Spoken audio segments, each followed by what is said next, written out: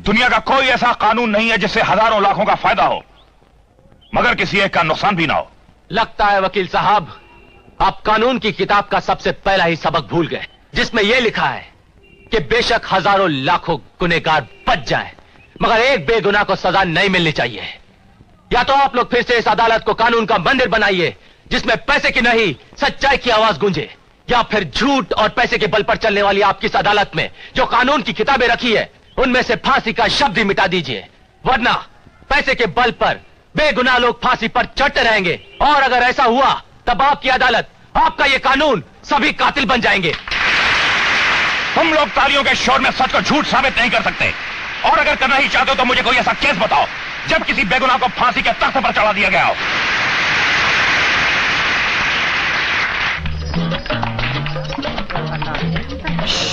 चलो सब लोग चुपचाप लाइन में खड़े हो जाओ, चलो। सलाम साहब, साहब पकड़ के ले आया इन सबको।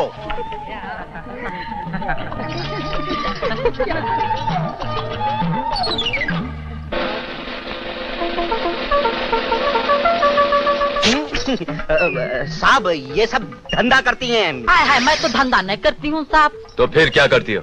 ना तो मैं करती हूँ ना तो मैं करता हूँ, बल्कि हम धंधा करत है। Shut up! ये जाते भंकस नहीं करेगा क्या? सीधी खड़ी रहे। साहब ये लोग होटल रॉयल किंग और जू बीच के किनारे धंधा करते हैं मिले। इनका पहले नाम और पता लिख लो। Yes sir. 323 एनसी बुक देना। चलो अपना नाम बोलो। अजी कौन सा नाम बताएं आपको? जब कोई फतेह खान आता है तो रजिया बन जाती हूँ, और जब कोई फतेह सिंह आता है तो राधा, और जब कोई पुलिस वाला आता है ना तो कलेक्टर जान बन जाती हूँ। कलेक्टर किधर है? कलेक्टर किधर है? हाय हाय, कितना अच्छा आइडिया है। तब तो बगैर सलूट करे ही अंदर चले जाते होगे। ये चुप, जाते हिलना नहीं समझी।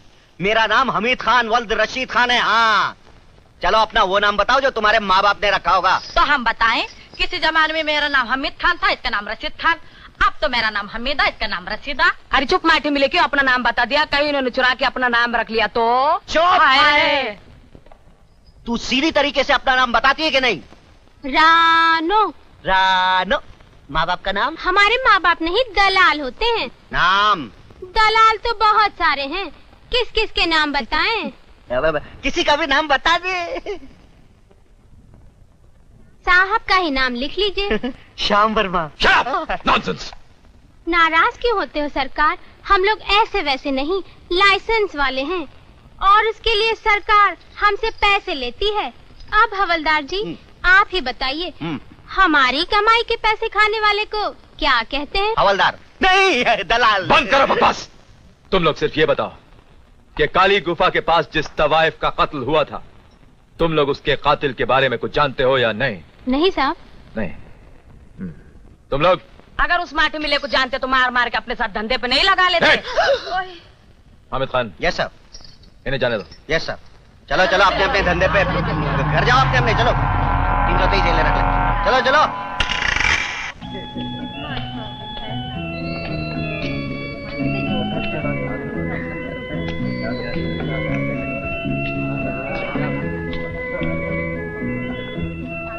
Yes madam.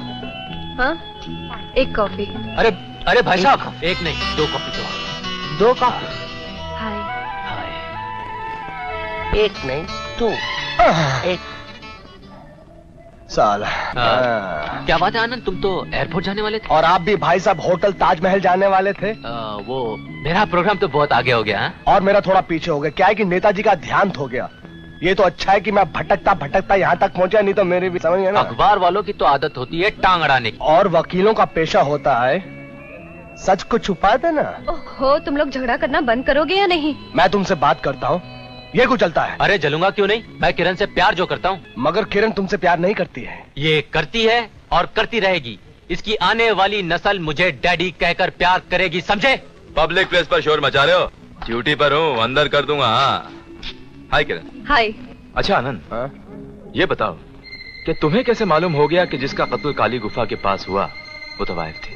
बस मैंने अंदाजा लगाया। तुमने ये भी तो लिखा है कि उसका कत्ल उसके किसी आशिक ने किया है। वो भी मेरा अंदाजा है। कोई सबूत नहीं है तुम्हारे पास? सबूत अगर होते तो तुम यहाँ पर नहीं होते। अब मेरा मतलब है कि सबूत अब तक तुम्हारे पास पहुंच चुके होते हैं। ठीक है, मैं चलता हूँ। कॉफी तो पीकर जाओ। नहीं, फिर कभी। Bye bye bye.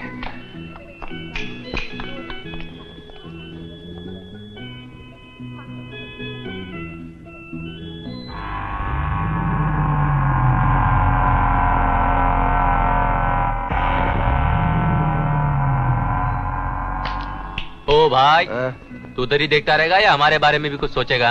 अरे सोचना क्या है? किरण बताओ, तुम इससे प्यार करती हो कि मुझसे? हाँ समझ गया, इससे प्यार करती हो। जब मियाँ बीबी राजी तो क्या करेगा काजी? तुम दोनों की चट मंगनी पट शादी। शादी? यस। शादी? क्या? वो सरकारी वकील सिन्हा का लड़का है? उस यमदूत का, जिसकी आत्मा को फांसी दिलाकर ही सुख मिलता है और जिसकी वजह से मुझे कोर्ट में बेइज्जत होना पड़ा और कर्जा लेकर मुझे 10 लाख भरने पड़े, वरना मेरे अखबार के दफ्तर को ताले लग जाते। मगर डैडी, अगर ये उसी शरद सिन्हा का लड़का है तो तुम्हारी शादी कुमार के साथ कभी नहीं होगी। मेरे दुश्मन के घर मेरी बेटी बहू उनके कभी नहीं जाएगी। निकाल दे कुमार का ख्याल अपने दिल से। क्या बाप औलाद इसलिए पैदा करता है ताकि वो सारी जिंदगी अपने बाप के दोस्ती दुश्मनी का कर्जा उतारता रहे, उन्हीं के पापों का प्रायश्चित करता रहे? बताइए, ये कौन सा इंसाफ है कि आप लोग अपनी औलाद को जिंदगी तो देते हैं मगर अपनी मर्जी से जीने का अधिकार नहीं देते? जीने का अधिकार लेकर वहां जाना चाहती हो, उस आदमखोर भेड़िया शरद सिन्हा के घर, जो दूसरों की जिंदगी छीनकर खुश होता है? वो तो गुनहगार जिस्मों को फांसी पर चढ़ाते हैं, मगर आप तो बेगुनाह मोहब्बत को फांसी पर चढ़ा देना चाहते हैं। मैं आनंद से शादी नहीं करूंगी तो सिर्फ कुमार से। क्या कह रही हो तुम? मेरी बहू और मिस्टर माथुर की बेटी? यह कैसे हो सकता? क्यों नहीं? अगर उनकी बेटी से शादी करके कुमार खुश रहता है तो उसकी खुशी के लिए आप रिश्ता लेकर जाइए उनके घर। मैं जाऊं मिस्टर माथुर के घर? उस माथुर के घर जो शराफत के नाम पर एक बदनुमादार है, जो कफन चुराने वालों से भी ज्यादा गिरा हुआ इंसान है। पब्लिक प्रोसिक्यूटर शरद सिन्हा अपने बेटे की खुशी के लिए उसके घर भीख मांगने हरगिज नहीं जाएगा। डैडी, अगर आपने रिश्ता नहीं होने दिया तो कुमार भैया अपनी जान दे देंगे। क्या आप अपनी जिद के लिए कुमार भैया को मर जाने देंगे? तो ये बात है। कहीं ऐसा तो नहीं कि हमारे कुमार साहब ने वकील बनने से पहले ही झूठ बोलने की प्रैक्टिस शुरू कर दी है? नहीं, वो आप जैसा वकील बनना चाहता है जो वकालत में भी झूठ का सहारा नहीं लेगा। गुड, मुझे इस बात की खुशी है कि उसने सच बोला। मैं आज ही उस माथुर से शादी की बात तय करके आता हूँ। डैडी, आज तक तिलक लगाकर आप मौत की सजा दिलाने अदालत जाते रहे। आज पहली बार जिंदगी बनाने किसी के घर जा रहे हैं। ऐसे में तिलक लगाना ज्यादा जरूरी है। मिस्टर जेबी माथुर।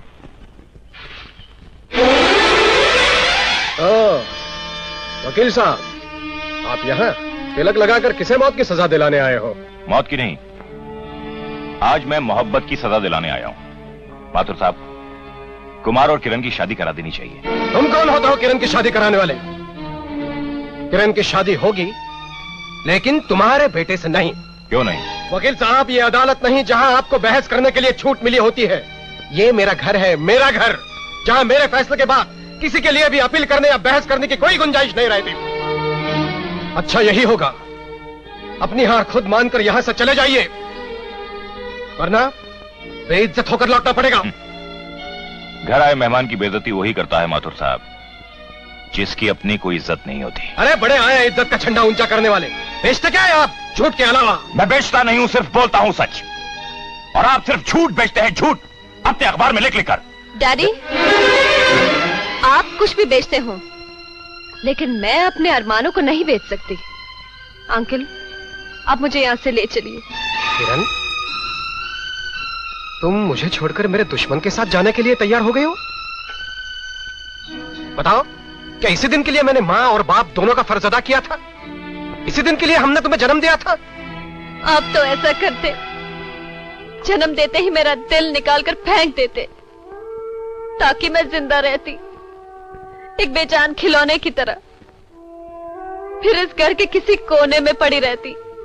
बताइए क्यों नहीं किया ऐसा?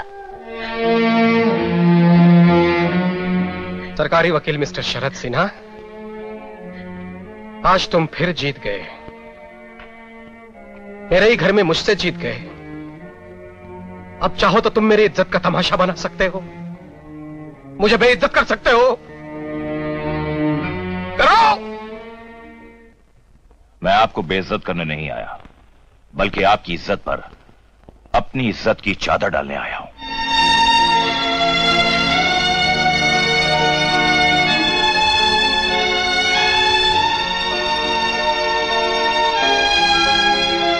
बेटी, मैं तुम्हें यहां से जरूर ले जाऊंगा, लेकिन ऐसे नहीं, बल्कि बाकायदा दुल्हन बना के।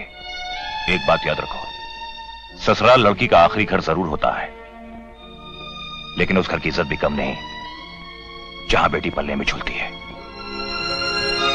और जाने से पहले उन हाथों का आशीर्वाद जरूर ले लेना जिन हाथों ने तुम्हें बाप का प्यार भी दिया है और मां की ममता भी।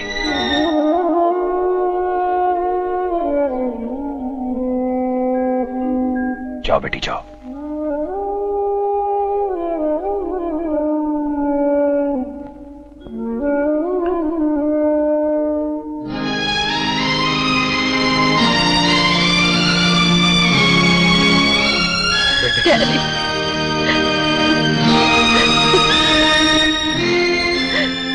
मान गए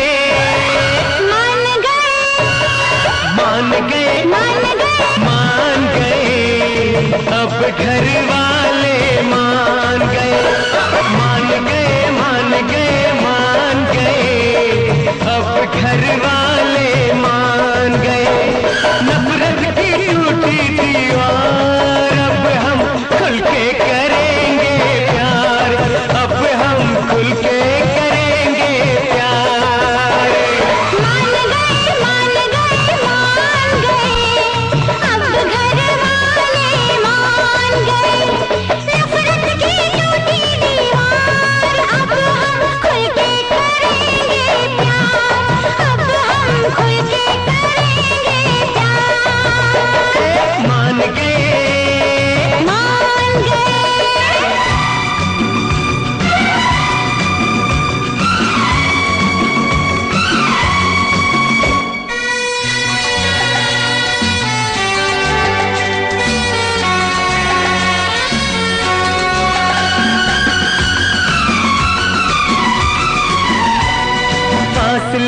मिटाएंगे हम करीब आएंगे, फासले मिटाएंगे हम करीब आएंगे।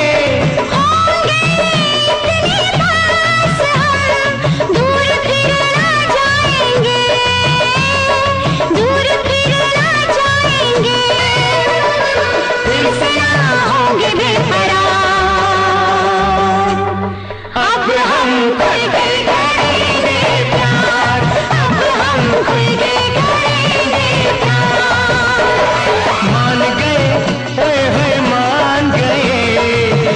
घर वाले मान गए मान गए मान गए मान गए अब घर वाले मान गए मान गए मान गए मान गए।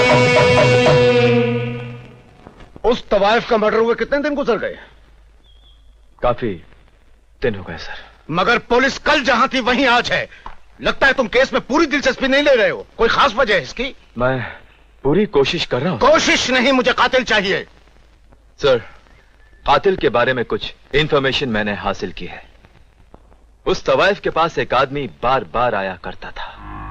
गोरा रंग, लंबा कद, लंबी नाक, आंखों पे काला चश्मा, सर पर हैट और मुंह में cigarette holder. Hold, wait wait.